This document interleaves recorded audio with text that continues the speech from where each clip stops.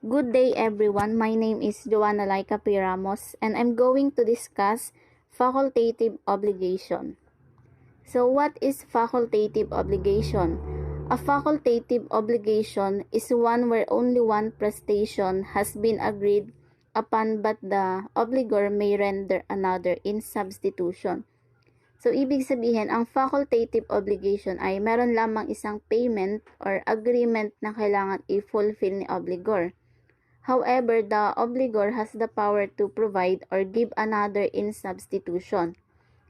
So, moving on, the Article 1206 says that when only one prestation has been agreed upon, but the obligor may render another in substitution, the obligation is called facultative.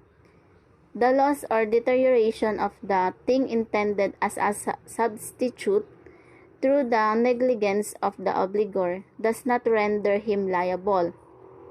But once the substitution has been made, the obligor is liable for the loss of the substitution on account of his delay, negligence, or fraud. So as we can see, the Article 1206 contains two paragraphs. The first paragraphs on this article only define what facultative is. As I said earlier, ang facultative has only one prestation and that one prestation or payment is what we call principal things on the other hand, when the obligor used to present different things or payment, is it what we call substitution. For example, I will give you my piano, but I may give my LCS television set as a substitute. From this example, the due prestation is the piano. In other words, the piano is the principal thing. But instead of giving my piano, I will give you my LCS television set as a substitute. Another example is letter D is obliged to give specific ring to C with the agreement that D may deliver a specific watch as a substitute. In this case, the principal thing is the specific ring, and the substitute for the specific ring is the specific watch. So basically, that is the meaning of the first paragraph. Now let us understand the meaning of the second paragraph of this article. It says that the loss or deterioration of that thing intended as substitute through the negligence of the obligor does not render him liable. So, ibig sabihin, pag ang substitute ay nasira o kaya naman nagkaroon ng impairment before the substitution made, hindi liable si obligor. However, the Article 1206 also says, but once the substitute has been made, the obligor is liable for the loss of the substitution on account of his delay, negligence, or fraud. This sentence simply means na once nagkasundo ang dalawang panig or substitution at nagkaroon ng aberya dito, ang obligor o mas kilala natin bilang borrower ay liable na dito. Ibig sabihin may pananagutan na si obligor sa kanyang kapabayaan or panloloko. For example, Katerina promised that she will deliver a Canon scanner and printer to Daniela because she cannot give him an HP printer with scanner. Ang principal thing dito ay ang HP printer with scanner. Pero dahil hindi nga ito mabibigay ni Katerina, ang substitution o ang kapalit ng HP printer with scanner ay yung Canon scanner or printer. And take note that from our example, Katerina promised, so technically the substitution has been communicated. At kung hindi na-deliver ni Katerina yung Canon scanner and printer as what she promised dito na pumapasok yung ibig sabihin ng second paragraph ng Article 1206 na may pananagutan na si Katerina sa kanyang kapabayaan or panloloko. Hello everyone, my name is Maria Eloisa Moral. I'm reporting for Group 5 and my topic is effect of loss and facultative obligation. So, rules in case of loss of principal thing and substitute. there are two scenarios in case of loss of principal thing and substitute. So number one is before substitution, and number two is after substitution. So let's proceed to before substitutions first. Before substitution means before the debtor has informed the creditor of substitution. So take note, dito sa facultative obligation, the right of choice belongs to debtor para mamili ng prestation. Before substitution, if the principal thing is through a fortuitous event, the obligation is extinguished. Example, Grisha will give Ryan a car, or Grisha wants a laptop. The car is lost during the fortuitous event, the obligation of Grisha is extinguished. Article 1174. So, yun nga po, sabi po dito, due to fortuitous event, wala nang obligasyon sa debtor na ibigay ang specific thing kay creditor. So, ano nga ba ang specific thing na sinasabi? Na sinasabing nawala, yun ay ang car. So, otherwise, the debtor is liable for damages. If the principal thing is lost, dahil sa kapabayaan ni debtor, dahil dyan, magbabayad siya ng damages kay creditor. So, yun nga po. So, ano nga ba ang magiging effect ng substitute and loss? Take note that the substitute is not due kasi this is before substitution. Bago inform ni debtor kay creditor yung substitution, so ang due lang ay yung principal thing or yung specific car sa ating example. So, whatever the substitute is lost through the fault of the debtor, kailangan pang ibigay ni debtor yung principal thing. At kung mapapansin nyo, hindi affected ang principal thing dito. So, however, the obligation ceases to be a facultative obligation and becomes simple obligation to deliver the principal thing, meaning to say, before the substitution, if the substitute is lost, hindi na siya magiging facultative. Hindi na siya magiging facultative obligation, magiging simple obligation na siya. Kasi there is only one presentation, and that is the giving of the principal thing. So, pag sinabing simple obligation, ito yung obligation where there is only one prestation. So, yun nga po. Rules in case of loss of principal thing and substitute. After substitution, the debtor has informed the creditor to give substitute.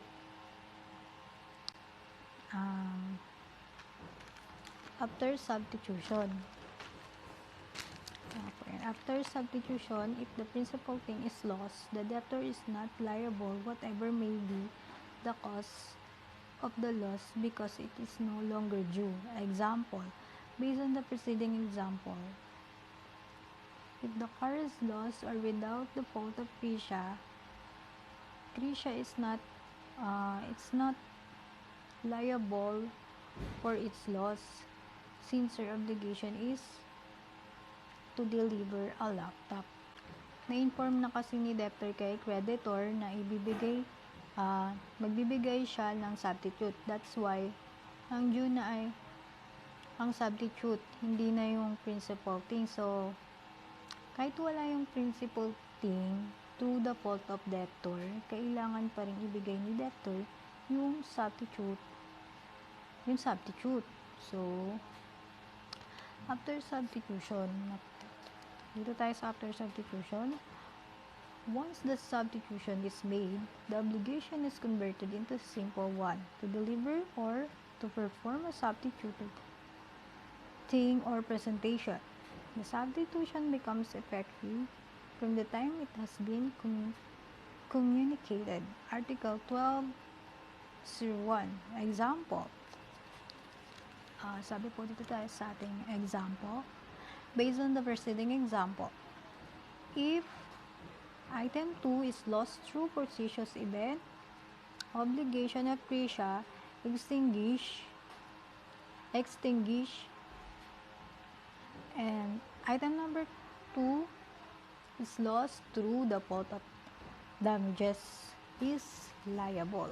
So, if the principal thing is lost after substitution, hindi na magiging facultative yung obligation, but rather than simple obligation, kasi there is only one prestation, and that is the giving of the substitute. So, yun nga po nasabi sa example. In the example, if the substitute is lost through a fortuitous event, the obligation is extinguished. Meaning to say, wala nang obligation si debtor na ibibigay, and yung substitute, however, the substitute is lost because of the fault of debtor, the debtor shall pay the damages. So, that is all. Thank you. Hello everyone, I'm Reynalyn A. Ramos, and I'm going to discuss the alternative and facultative obligation distinguished.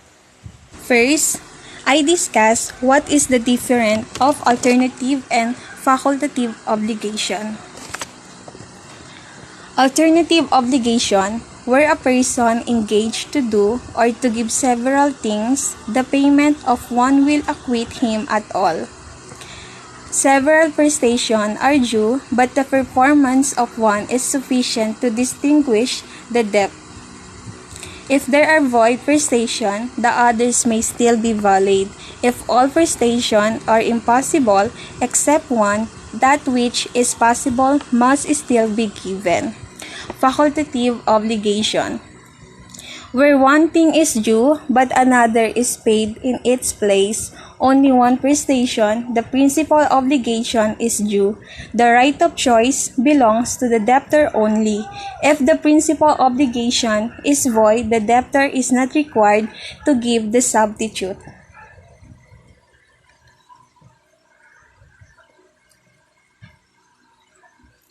Number of prestation. Alternative obligation is a several prestation are due but compliance with one insufficient. Doesn't mean maraming prestation. Facultative obligation is only one prestation is due, older debtor is allowed to substitute it. Ibig sabihin, isa lang yung prestation. Right of choice. Alternative obligation is the right of choice may be given to the creditor or third person. Doesn't mean pwedeng pumili yung creditors. Facultative obligation is the right to make the substitution is given only to the debtor. Ibig sabihin, hindi pwedeng pumili. Letter lang talaga yung may right of choice. Good day everyone, this is Marina Narvaez. Aside from number of prestation and right of choice, we can also distinguish alternative obligations and facultative obligations by loss through a fortuitous event and loss through the fault of debtor. In alternative obligations, the loss of one or more of the alternatives through a fortuitous event does not extinguish the obligation. Since in Article 1199 states that alternative obligations has several prestations. Example, Richard is to give Marielle a specific ring, a specific necklace, or a specific bracelet. Richard is the debtor and Marielle is the creditor. If the ring is lost due to a flood, Richard does not extinguish his obligation because he can still fulfill his obligation to Marielle to give the specific necklace or the specific bracelet. unless if all the prestations are lost due to a flood, the obligation of Richard will already extinguish. While in facultative obligations, the loss of the thing do extinguish the obligation. Back to our example, Richard is to give Marielle a specific ring.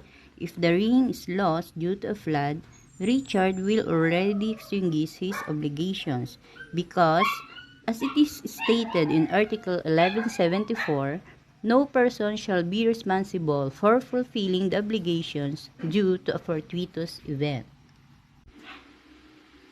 Let us proceed to loss through the fault of debtor. In alternative obligations, the loss of one of the alternatives through the fault of debtor does not make him liable. As I have said in Article 1199 in alternative obligations, there are several prestations.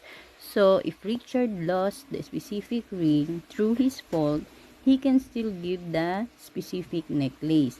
But, if it is in creditor's right of choice, if Marielle choose the specific ring, and if the ring was lost through the fault of Richard, then Richard will be liable in his obligation.